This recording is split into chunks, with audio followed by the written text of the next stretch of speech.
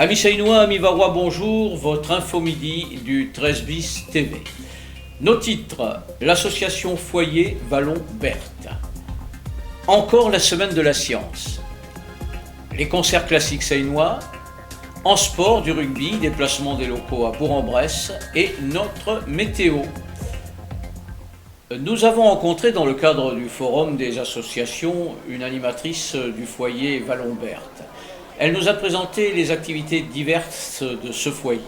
Images Michel Chapier, reportage Luc Patin-Trégé. Bonjour Stéphanie, donc vous êtes animatrice au foyer Vallon-Berthe. Vous pouvez nous donner quelques indications sur les animations de ce foyer ? Oui, bien sûr. Alors, le foyer Vallon-Berthe, c'est une association loi 1901 qui propose des activités aux collégiens et à leurs familles et aux petits frères et petites sœurs, puisqu'on touche un public qui va à peu près du CP à 77 peut-être cette année. On propose des activités de loisirs donc aux familles, aux enfants, sur des week-ends, des séjours, les mercredis après-midi, des soirées, des sorties à la journée, et aussi des ateliers dans le cadre de l'école parentale où les mamans peuvent faire du sport et bien-être, code de la route, des ateliers cuisine, des ateliers culturels dans l'idée de préparer un séjour culturel. Ce sont des activités très variées. Il y a combien d'adhérents dans cette association ? Alors l'année dernière, il y avait une cinquantaine de familles, si je ne me trompe pas, et à peu près 500 adhérents. Cette année, on démarre, alors je ne saurais pas vous dire à combien on en est, mais en général, c'est bien rempli. C'est une association qui a combien d'années ? Alors l'association, elle date de 98, si je ne me trompe pas, mais le foyer existe depuis 30 ans. Très bien. Écoutez Stéphanie, merci. Merci à vous. Bon après-midi. Merci. Ce n'est pas fini pour la semaine de la science. En effet, tous les jours marquent une nouvelle surprise. Pendant 2 jours, le SPE, l'ex-IUFM de la Seine, a organisé un enseignement scientifique appelé Jardin des sciences au profit de 32 classes maternelles et primaires. Occasion pour les 65 futurs professeurs des écoles de pouvoir dispenser sur 24 ateliers différents un enseignement concret. Ce week-end sera réservé aux adultes et aux enfants.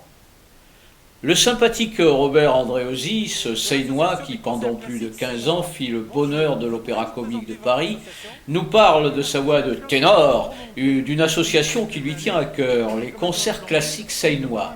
Image Michel Chapier, reportage Luc Patin-Trégé.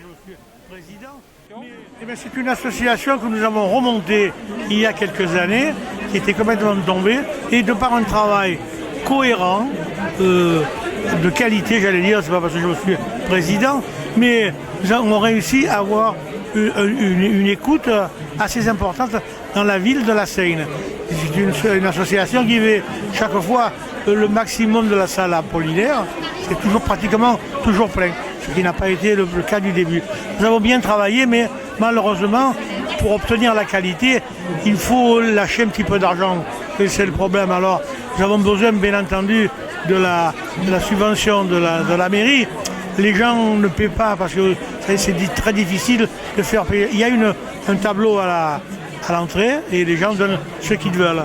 Alors on pourrait faire payer, mais ça ne vaut pas le coup parce que si vous payez, vous avez des frais. Et puis voilà. Combien de concerts vous diffusez, vous jouez par an ? On a commencé à 10-12 concerts par an. Maintenant, à mesure que les subventions diminuent, on a fait un peu moins. L'année dernière, on en a fait 5. D'accord. Quel genre de musique ? On fait de la musique classique, mais diversifiée. C'est-à-dire que l'on fait des grands orchestres, puis vous avez des trios, des quatuors. On a fait venir des tas de formations. Notre plaisir à nous et notre recherche, c'est de faire varier les formations. On a eu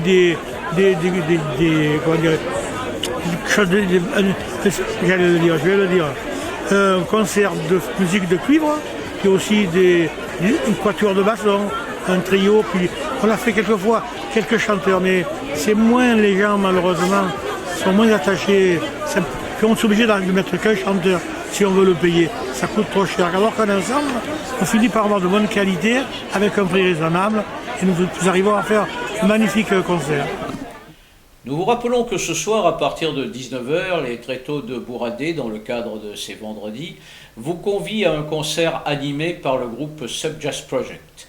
Des mélodies virevoltantes, revues et arrangées, voire dérangées au gré du cheminement musical du groupe. C'est ce que vous propose ce rendez-vous désormais incontournable des vendredis de Bourradé. En sport, pour nos rugbymen, les choses sérieuses commencent. Après avoir affronté les 3 derniers de la classe, l'US Seinoise, pendant 3 matchs, sera opposée à des concurrents qui, comme elle, visent la qualification. C'est donc avec ce déplacement périlleux à Bourg-en-Bresse que les joueurs de la première entament une partie du championnat fédéral 1, plus risquée mais ô combien plus palpitante. Souhaitons leur bonne chance à ces rugbymen. Et puis pendant ce temps, les minots de l'US Seinoise rencontreront à marquer leur homologue junior de Martigues. Le match d'ouverture opposera les cadets de l'USS à ceux du pays Sifournais et de la Seine. Et oui, on cède entre voisins. L'entrée du stade sera gratuite et si vous ne faites pas le déplacement dans l'Ain, venez applaudir nos petits qui sont l'avenir du club. Notre météo du jour, après un ciel couvert en matinée, celui-ci nous ménagera des éclaircies, mais les nuages resteront néanmoins aussi nombreux. La température est toujours douce. La phrase du jour, méditez. La mort n'est en définitive que le résultat d'un défaut d'éducation, puisqu'elle est la conséquence d'un manque de savoir-vivre. C'était Info Midi sur 13 bis TV, réalisé et mis en ligne par Julien Delucy et présenté par votre serviteur Marcel Logier. Nous vous rappelons que pendant ce mois, il n'y a pas d'Info Midi le lundi. Alors amis Seinois, amis Varois, bonne journée, bon week-end et à mardi.